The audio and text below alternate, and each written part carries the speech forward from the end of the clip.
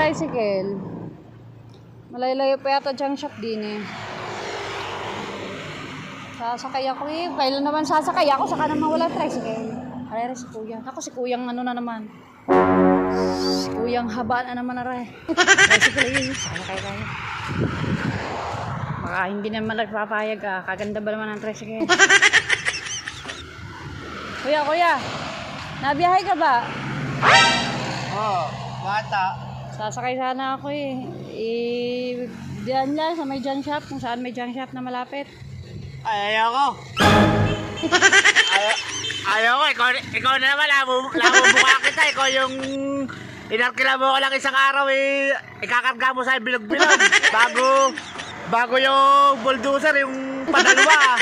Ikaw rin yun na lang, papahila mo sa akin. Ayoko. Maghanap ka na lang ibang tricycle. Ayoko. Hindi kuya, junk shop lang to.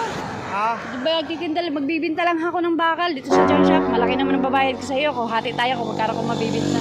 Ay, sigurado ka, magbibinta lang tayo ng bakal. Baka puro kakaunti lang na bakal lang. Eh, natupi mo na ba? Natupi mo na. Eh, kakarga na lang ho natin. Baka ako pa magtutupi nyo na. Hindi, kakarga na natin na. Ano ba natin kukunin? Doon lang ho banda. Aray ko. Haba yan kuya, tricycle. Dawa ko kukunin. Magkakaunti. Nakantog ka pa. O sige doon banda. Bawas na sa bayad din ha. Ati tayo ha, tama natin na, ati ha. Oo, kakaunti lang naman. Ayun. Ayan, dini na. Babahaw kayo muna, diyan. At nang makita ninyo. Bubuhatin ko na ako lang bubuhat. Ano ba bubuhat eh? Ano bubuhat eh? Dini na.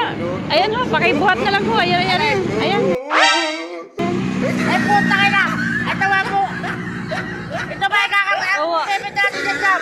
Bakal ho yan. Bakal nga eh, puta baka may Hatid tayo sa kita eh. Hindi na! Puta, nakano na sinasabi ko, palpak ka na naman. Nakano na sinasabi ko, palpak ka na naman. Basta ikaw nga kila sa akin, lagi kang palpak. Ito lang naman, puta na kayan. Isa laki naman ho rin babayad ko sa iyo. Pagayaan kinarga natin. Alam mo na lang, iba dyan. Magkakagawa mo lang. Puta ka na, basta ikaw talaga. Tandang-tanda ko ng mukha mo talaga. Lagi ka ng palpak. Talaga, sino ba papasin mo? Oh, kinakala